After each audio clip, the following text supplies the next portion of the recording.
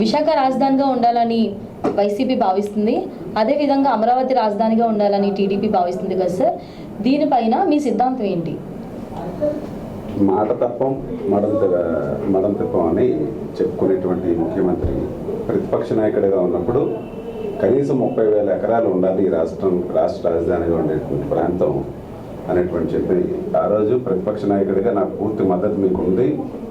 మీరు ఇక్కడ ఈ సెంటర్ అంటే విజయవాడ పూర్తిగా అన్ని ఏరియాలు కూడా మా మధ్యలో ఉంది కాబట్టి నేను పూర్తిగా మీకు మద్దతు ఇస్తున్నానని చెప్పినటువంటి ఈ ముఖ్యమంత్రి ఎప్పుడైతే అధికారంలోకి వచ్చాడో అక్కడ రాజధాని నిర్మాణం చేయలేక ఒక అసమర్థతతో 3 రాజధానుల నాటకం ఆడి దాన్ని పూర్తిగా చట్టబద్ధం చేయకుండా విశాఖపట్నాన్ని ఎగ్జిక్యూటివ్ క్యాపిటల్గా అని చెప్పి ఒక 4 బస్ స్టాపులు కట్టి ఇక్కడేదో పోనీ ఏదో ఓడబడి చేస్తాడు కావాలనుకున్నాం. విశాఖపట్నం కంటే విశాఖపట్నం వాస్తవుడిగా నిజంగా పోనీ ఇక్కడ ఏదో బాగుంటుంది కావాలి, విశాఖపట్నానికి ఈయన వస్తే పరిశ్రమలు వచ్చేస్తాయి, లేదంటే మంచి బ్రహ్మాండమైన అభివృద్ధి చెందుతుందేమని మేము చూస్తే ఉన్న రోడ్డు మీద తారేసి దానికి 4 రంగులేసి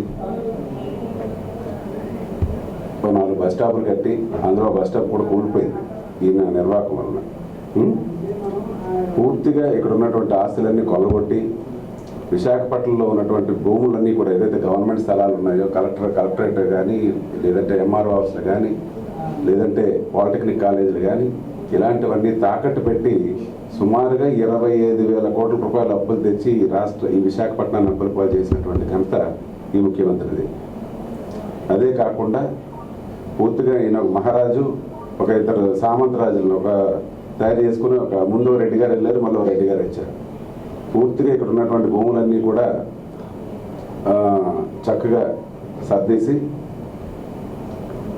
ఇక్కడ ఉన్నటువంటి మన పర్యాటకంగా ఉన్నటువంటి ఋషికొండని గుండు కొట్టి ఆ కొండ మీద ఒక కొంప కట్టుకొని 500 కోట్ల రూపాయలతో ఒక విలాసవంతమైన కొంప కట్టి దాంట్లో బ్రహ్మాండంగా రాజార్కం చేసేద్దాం ఇక్కడ విశాఖపట్నం కేంద్రంగా అనుకుంటే విశాఖపట్నం ప్రజలేమి చాలా తెలివైన వాళ్ళు. ఇక్కడ ఖచ్చితంగా రానున్న రోజుల్లో విశాఖపట్నంలో మీకు మళ్ళీ ఎప్పుడైతే మీకు అంత వేవ్లో కూడా 4 ఇక్కడ విశాఖపట్నం 4 కూడా east west south north Visakhapatnam ప్రజలందరూ కూడా మీకు బుద్ధి చెప్పారు. మళ్ళీ అదేవిధంగా ఇక్కడ విశాఖ పార్లమెంటరీ పరిధిలో ఉన్నటువంటి 7 నియోజకవర్గాలు కూడా ఇక్కడ ప్రజలందరూ కూడా చాలా విజ్ఞతతో ఉన్నారు. మిమ్మల్ని తరిమి కొట్టి మళ్ళీ తెలుగుదేశం పార్టీకి బ్రహ్మరథం పడతారని తెలియజేస్తూ, అసలు అంటే ఎగ్జిక్యూటివ్ క్యాపిటల్ అంటున్నారు కదా, దీన్ని మాదక ద్రవ్యాలకి క్యాపిటల్గా చేసినటువంటి ఘనత ఈ జగన్మోహన్ రెడ్డి. ఎందుకంటే అంటే ఎక్కడ గంజాయి దొరికినా విశాఖపట్నం కేంద్రంగానే చెప్తూ ఉన్నారు. ఎందుకంటే ఒక బెంగళూరులో గంజాయి పట్టుకున్నా, లేదంటే చెన్నైలో పట్టుకున్నా ఇది ఎక్కడి నుంచి వచ్చిందంటే విశాఖపట్నం నుంచి వచ్చింది. లేదంటే ఇక్కడ మాదక ద్రవ్యాలు ఇక్కడ దొరికాయంటే ఇది ఎక్కడి నుంచి వచ్చిందంటే బ్రెజిల్ నుంచి వచ్చినటువంటి మన ఒక కంటైనర్ చూసాం బ్రెజిల్. అలా అంటే ఇక్కడ ఇలాంటి ఒక మాదక ద్రవ్యాలకు అడ్డాగా చేసి మాదక ద్రవ్యాలకు అడ్డాగా రాజధాని చేసినటువంటి ఘనత ఈ జగన్మోహన్ రెడ్డి ప్రభుత్వం ఉందని తెలియజేస్తాను. విశాఖపట్నాన్ని పరిపాలనా రాజధానిగా డెవలప్ చేస్తానన్నారు కదా సార్, సో అది ఎంతవరకు డెవలప్ చేశారు మీ మాటల్లో తెలుసుకోవాలనుకుంటున్నాను. అసలు పరిపాలనా రాజధాని అనేటువంటిది ఎక్కడ ఉండదండి, రాజధాని ఒకటే ఉంటుంది. అయితే తెలుగుదేశం పార్టీ చేసిన దానికి వైఎస్ఆర్ కాంగ్రెస్ పార్టీకి ఒక ముఖ్యమైన విషయం మనం గమనించాలి. తెలుగుదేశం పార్టీ ఒక పద్ధతి ప్రకారం సెంట్రల్ గవర్నమెంట్ ఏదైతే వాళ్ళు కొన్ని సూచనలు ఇచ్చారో, ఒక కమిటీ వేశారో, ఆ కమిటీ ప్రకారం ఒక పద్ధతిగా చట్టం ప్రకారం రాజధాని ఇలా ఉండాలి అని అనుకొని, అది రాజధాని అనేటువంటి ఉద్దేశమే కాదండి, దాన్ని చట్టం చేయడం కోసం Andhra Pradesh urban areas development act 1975 అనేటువంటి దాన్ని రిపీల్ యాక్ట్ కింద కొత్త చట్టాన్ని తీసుకొచ్చి, అంటే మీరు ఒకటి గమనించాలి, రాజ్యాంగానికి చట్టానికి తెలుగుదేశం పార్టీ ఎంత గౌరవం ఇస్తుంది, ఎంత విలువ ఇస్తుంది, ఎంత చట్టం ప్రకారం ఎంత ఖచ్చితంగా పనులు చేస్తారనడానికి ఇది ఒక తార్కాణం అండి. సో దానికోసం అవసరమైనటువంటి మార్పులు చేసి రాత్రి కట్టడానికి ఇది రుషికొండ కొట్టేసి ప్యాలెస్ కట్టడం కాదు, లేకపోతే రోడ్డు తీసి రోడ్డు వేసేయడం కాదు. ఒక రాజధాని అనేటువంటిది ఎవరు ఆంధ్ర రాష్ట్ర ప్రజలు అందరూ అర్థం చేసుకున్నారు. ఇదేంటంటే దానికోసం చట్టం తయారు చేశారు. అదే ఏపీ సిఆర్డిఏ ఏమండి క్యాపిటల్ రీజన్ డెవలప్మెంట్ అథారిటీ అనేటువంటి తయారు చేశారు. దానికోసమే మొత్తం మన ఆంధ్రప్రదేశ్ని urban areas development act 1975 repeal చేసి ఆంధ్రప్రదేశ్ని రీజనల్ డెవలప్మెంట్ అథారిటీ కింద తయారు చేశారు. అందుకే ఇప్పుడు మనది VMRDA అయింది, రీజనల్ డెవలప్మెంట్ అథారిటీ అయింది. సో ఇప్పుడు దీని అంతటి 5 రీజన్స్ కింద తయారు చేసి దాంట్లో AP capital region development authority APCRDA అనేటువంటి ఒక చట్టాన్ని బిల్లు పెట్టి ఆ బిల్లు పాస్ అయ్యి మరి చట్టం అంటే అసెంబ్లీలోని ప్రభుత్వం ఒకటే ఉండదండి, తెలుగుదేశం పార్టీ అప్పుడు అక్కడ వైఎస్ఆర్ కాంగ్రెస్ పార్టీ ప్రతిపక్షంలో ఉన్నప్పుడు అప్పుడు అందరూ యాక్సెప్ట్ చేస్తేనే కదా బిల్లు చట్టమై బయటకు వచ్చింది. సో ఒక ఖచ్చితంగా పూర్తి స్థాయి ఒక చట్టం తయారై వచ్చి దానికి కేంద్ర ప్రభుత్వం నుంచి కూడా పూర్తి స్థాయి అనుమతులు కావాలి. ఎందుకు కేంద్రం కావాలి అని అంటే దీనికి ప్రపంచ బ్యాంకు కూడా అప్పిచ్చింది. ప్రపంచ బ్యాంకు పనికిరాని ప్రాజెక్టులకు అప్పివ్వదు. ఇప్పుడు విశాఖపట్నం కానీ ఆంధ్ర రాష్ట్రంలోని కానీ ఉన్నటువంటి ఆస్తులన్నీ తాకట్టు పెట్టి డబ్బులు ఎందుకు తెచ్చుకున్నారో తెలుసా అండి? ఎక్కడెక్కడ తాకట్లు పెట్టారో తెలుసా? దీనికి JP మోర్గాన్ కానీ లేకపోతే జపాన్ బ్యాంక్ కానీ ఇండస్ట్రియల్ బ్యాంక్ కానీ లేకపోతే వరల్డ్ బ్యాంక్ కానీ ఇలాంటి వాళ్ళు డబ్బులు ఇవ్వరండి. అలాంటి సంస్థలు ఏమీ డబ్బులు ఇవ్వలేదు. ఇవన్నీ కూడా రెడ్డి గారి దగ్గర నుంచి రెడ్డి గారు అప్పు తెచ్చుకున్న స్టైల్లో అప్పులు తెచ్చుకొని ఇక్కడ పనులు చేస్తున్నారు తప్ప ఇవేవి నిజమైనటువంటి అప్పులు కాదు, మన రాజ్యాంగం ప్రకారం తెచ్చే అప్పులు కూడా కాదు. అందువల్ల మేము చెప్పేది ఏంటంటే అమరావతి అనేటువంటిది యావత్తు ప్రపంచంలోనే ఒక ప్లాన్డ్ సిటీ అనేటువంటిది ఉంటే ఆ ప్లాన్డ్ సిటీని డెవలప్ చేయడం వలన విదేశాల నుంచి మనకి ఇండస్ట్రీస్ కానీ విదేశాల నుంచి మనకి ఇన్వెస్ట్మెంట్లు కానీ వస్తాయి. ఎందుకు అని అంటే ఒక రోడ్డు ఇండియన్ రోడ్డు కాంగ్రెస్ చెప్పిన కోడ్ ప్రకారం ఉండాలి. అది మనకి విశాఖపట్నంలో ఉంటుందా? ఉండదు. చంద్రబాబు నాయుడు గారు విజనరీ పర్సన్. ఆయన సబ్జెక్ట్ తెలుసుకొని అన్నీ ఆకలింపు చేసుకొని అప్పుడు దిగుతారు రంగంలోకి. ఇదే విశాఖపట్నంలోని మనం ఒక రోడ్డు వేయాలండి. ఏది క్యాపిటల్ సిటీకి ఉండాల్సిన రోడ్డు ఎంత అని అంటే ఈ రోడ్డు వేయాలి. ఆ రోడ్డు వేయాలంటే ఇప్పుడు విశాఖపట్నంలో సాధ్యమా? కాదు. సో ఆ రోడ్డు వేయాలంటే కొన్ని వేల ఇళ్ళుల్ని ఎక్వైర్ చేసి వాటిని డిమాలిష్ చేసి ఈ రోడ్డు వేయాలి. అంటే ఈరోజు విశాఖపట్నంలో ఒక అంబులెన్స్ వెళ్ళాలంటే వెళ్ళదు. అలాగే ఒక రోడ్డు ట్రాఫిక్ ప్రకారం లేదు.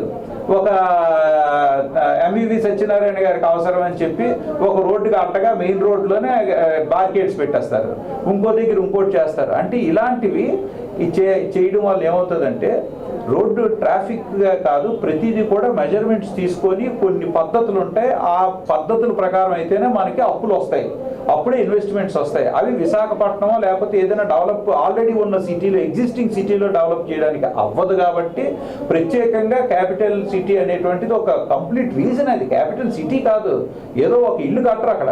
అది కంప్లీట్గా అది అత్యద్భుతమైనటువంటి ప్లాన్ అండి. ఒకే ఒక ఎగ్జాంపుల్ చెప్పి ముగిస్తాను. అది ఎంత అద్భుతమైన ప్లాన్ అంటే సెపరేట్ సిస్టమ్స్ అన్నిటికీ క్రియేట్ చేశారు. పర్యావరణం అది గ్రీన్ ఫీల్డ్ సిటీ అండి. అంటే పర్యావరణానికి ఈరోజు ఏసీ కావాలంటే ఎక్కడికక్కడ ఏసీలు పెడుతున్నాం. ఇది చాలా డిప్రెషన్ ఉంటుంది. దీని తాలూకు ఎఫెక్ట్ ఓజోన్ మీద చాలా ఎక్కువ ఉంటుంది. అక్కడ అలా కాదు.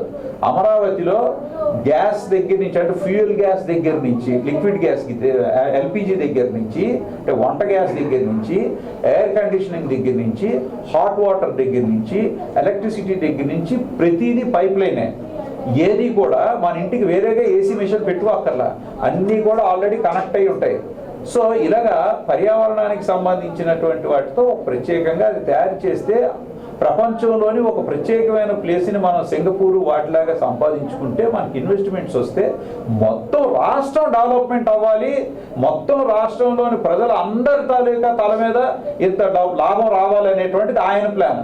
అంతేగాని ప్రాంతాల వారీగా విడగొట్టి మీ ప్రాంతానికి ఒక రక రాజధాని ఇస్తాం, మీ రాజధాని జైల్లో పెట్టుకుంటామండి, లేకపోతే రాజధాని మనకి ఏమైనా డబ్బులు ఇస్తుందండి, లేకపోతే రాజధానిలో ఏమైనా రోజు మనం పడుకుంటామా?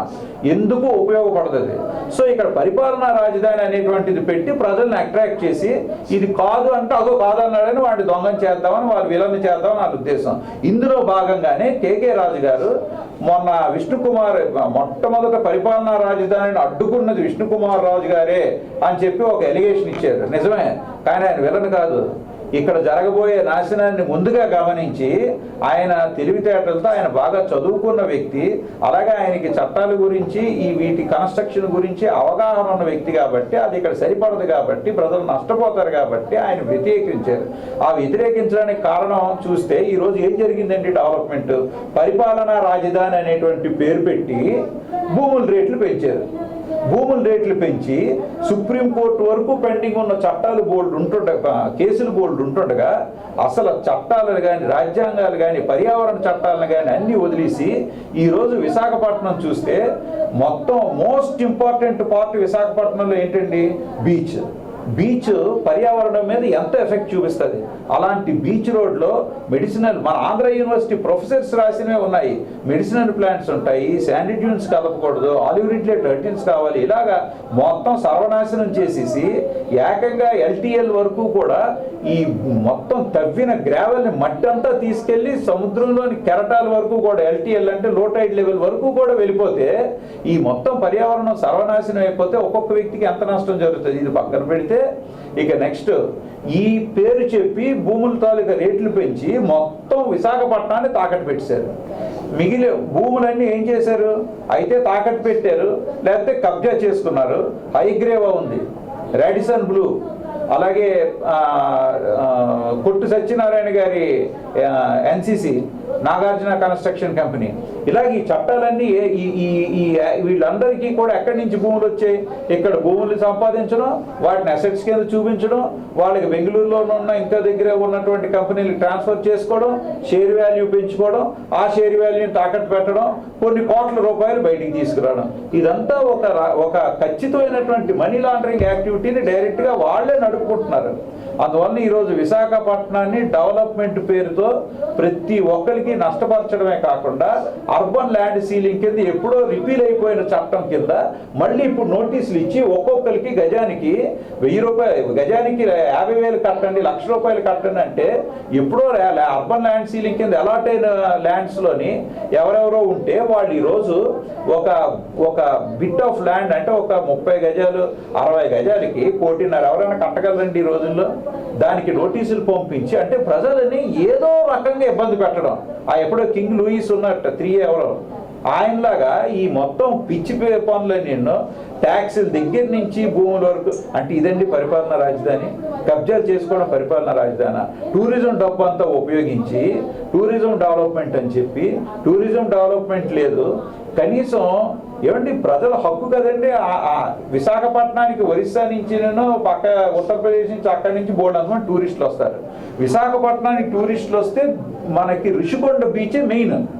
ఆ బీచ్లోని వాటర్ లెవెల్ బాగుంటుంది కాబట్టి, పెద్ద పెద్ద కెరటాలు ఉండవు కాబట్టి అక్కడ ఋషికొండ బీచ్ డెవలప్ అవడానికి కారణం అది.